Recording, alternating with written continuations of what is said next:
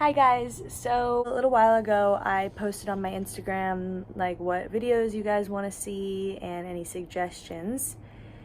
And as a matter of fact, the most requested video was about me going to a boarding school, which I don't know why you guys want me to talk about it. So I grew up in New York City, and right before high school, my dad retired, so my whole family moved to Oregon. My freshman and sophomore year was like totally fine. I had a really good group of friends and I was really motivated in school and I did sports. It was easy. And then junior year, I don't want to say I got involved in the wrong group of friends because I don't think they were wrong at all. I mean, they were really great people and I'm still in touch with a lot of them. It was just, I started to hang out with people that were a couple years older than me, and they were all into partying and stuff like that, which is normal for high school, but I just wasn't there yet.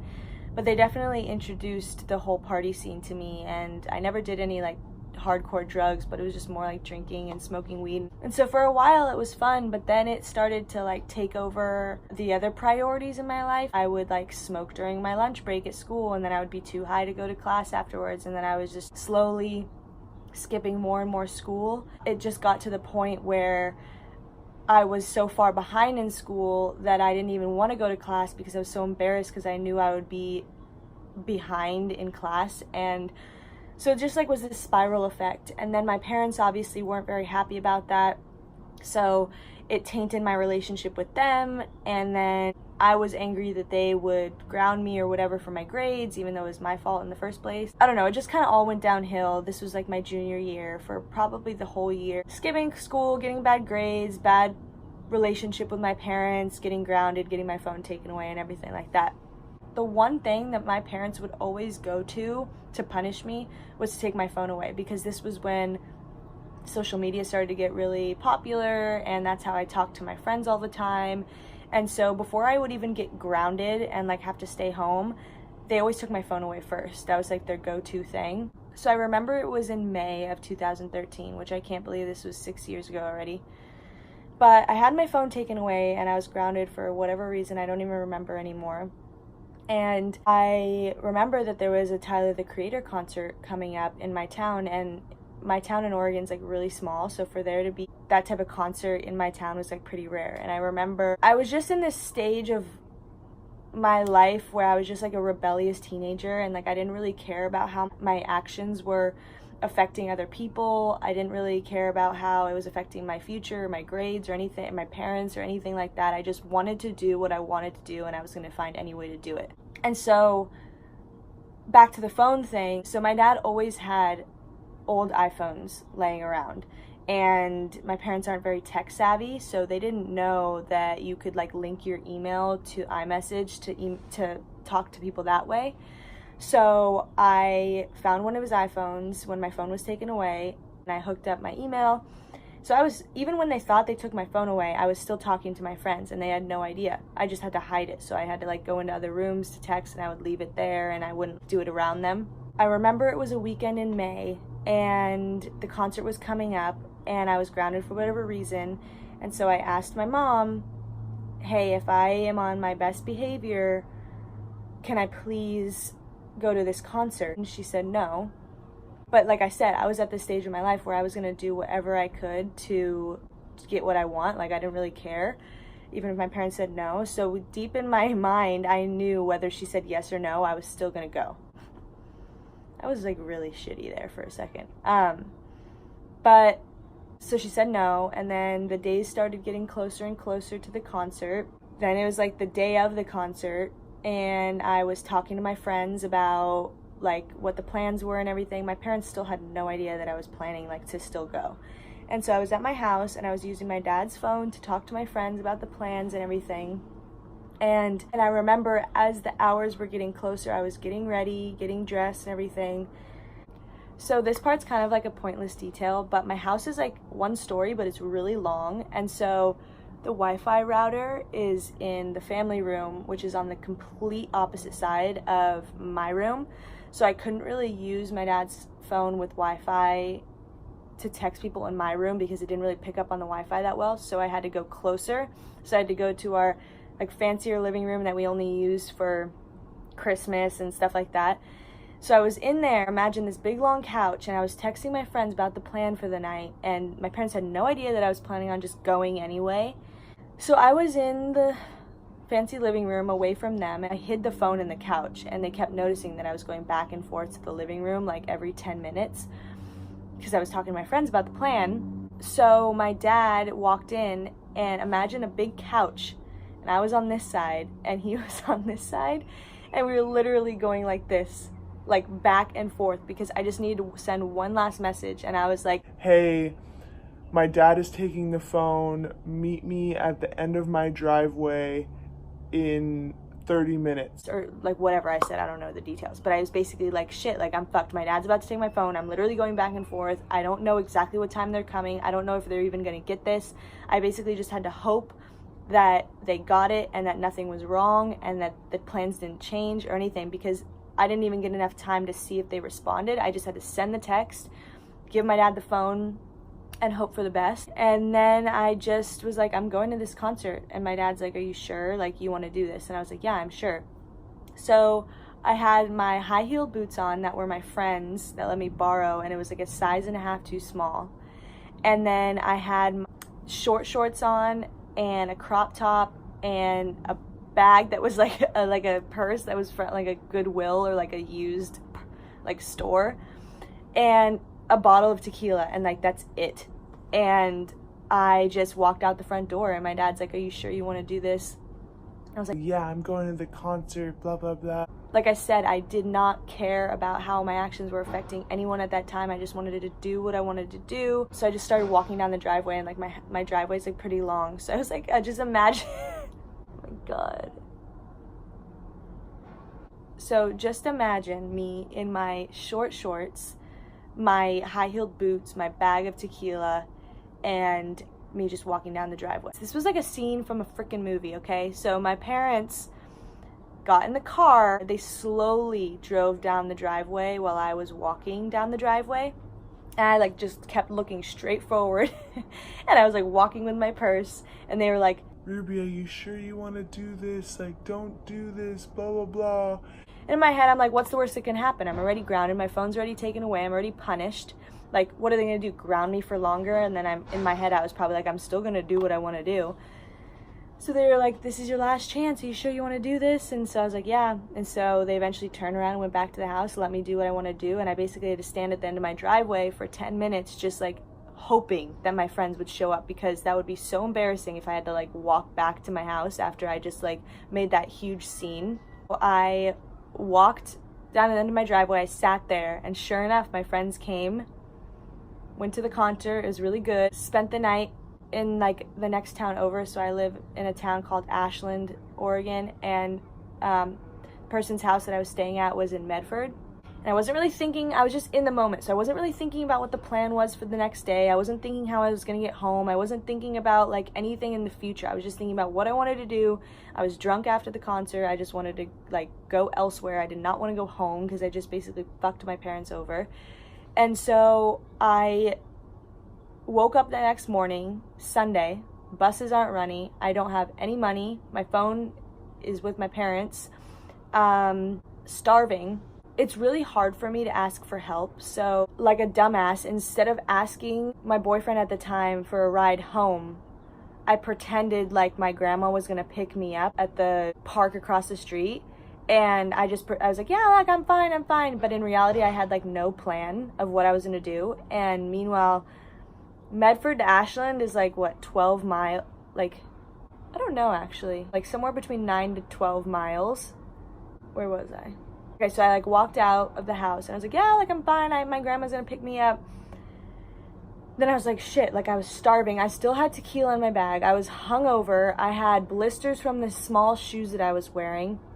I was like really, really hot. It was like May. Oh, it was also Mother's Day. Okay. So that's another reason why I didn't want to ask for help, is because I felt bad that it was Mother's Day and I didn't want someone to take care of me, like my problems on Mother's Day when they could be spending it with their mom.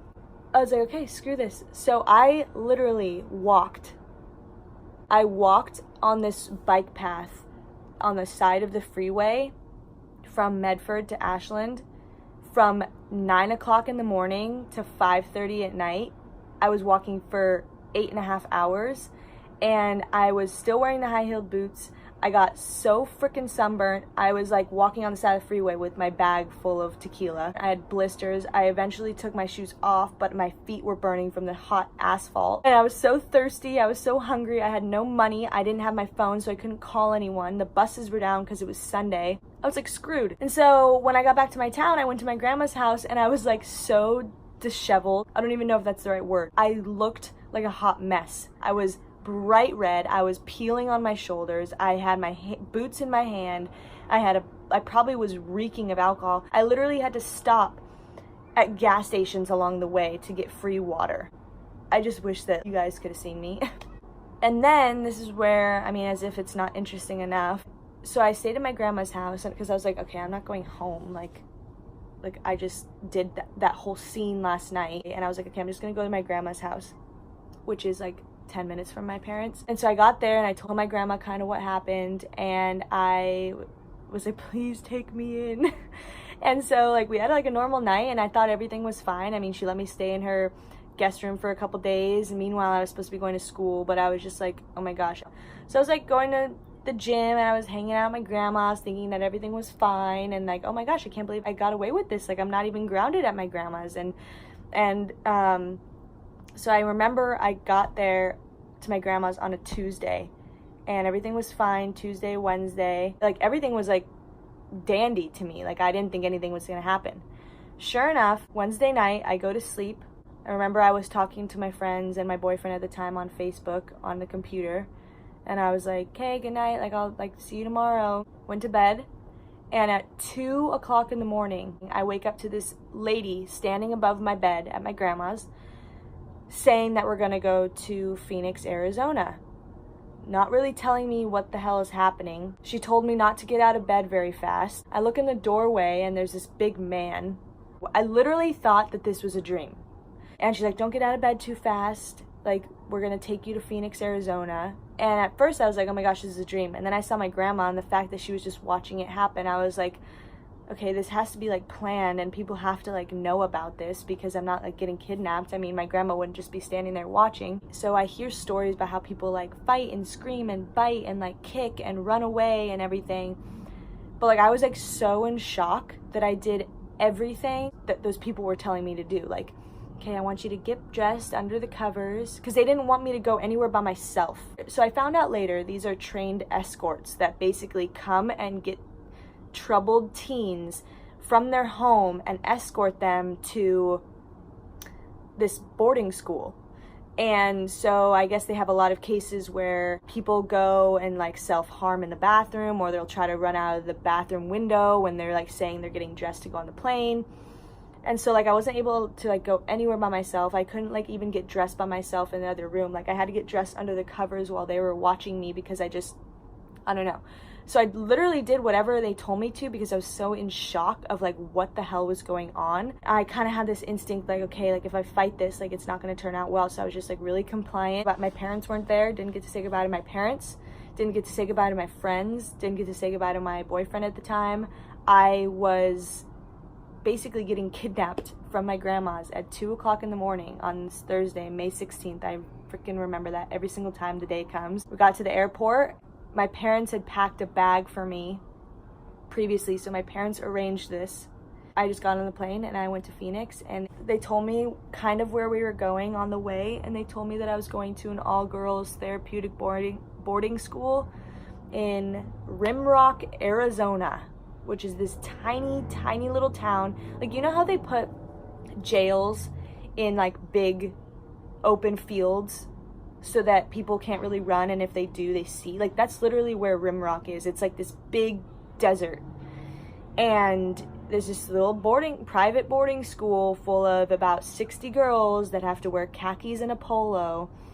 And it was probably the most like traumatizing experience of my life, because I didn't know what was going on. I didn't know where I was. I didn't know what. And so the reason my parents didn't tell me, so basically back to when they were like saying, are you sure this is what you want to do, before I went to the concert, basically that was like them giving me my last chance to turn back before they made this decision to send me to this place.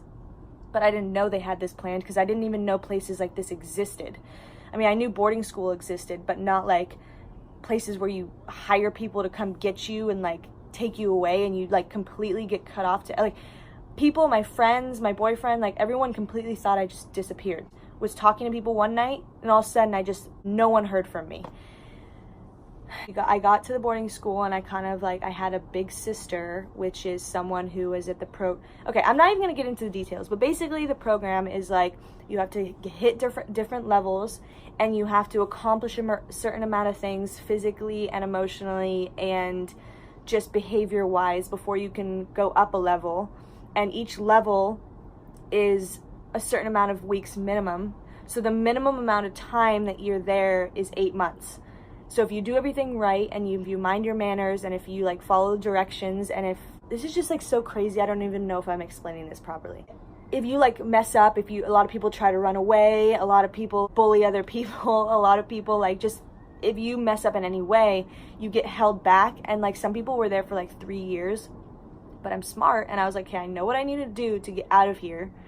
And I know that if I act up or whatever, like don't follow direction, I'm not going to get out of here. So I basically got out of there in the minimum amount of time that I possibly could.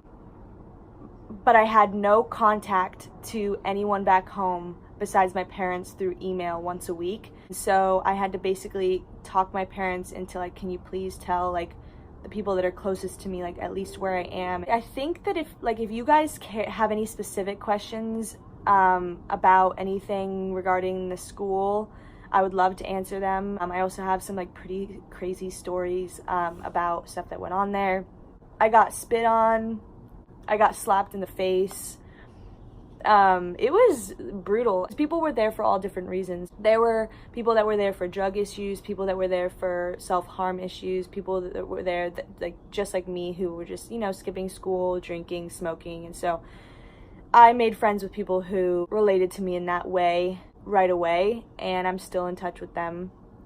But this was just like a crazy experience. Anytime anyone mentions Arizona, even though it's like 6 years ago, I just can't think of it the same way. But I think I'm gonna make a separate video about actually being there.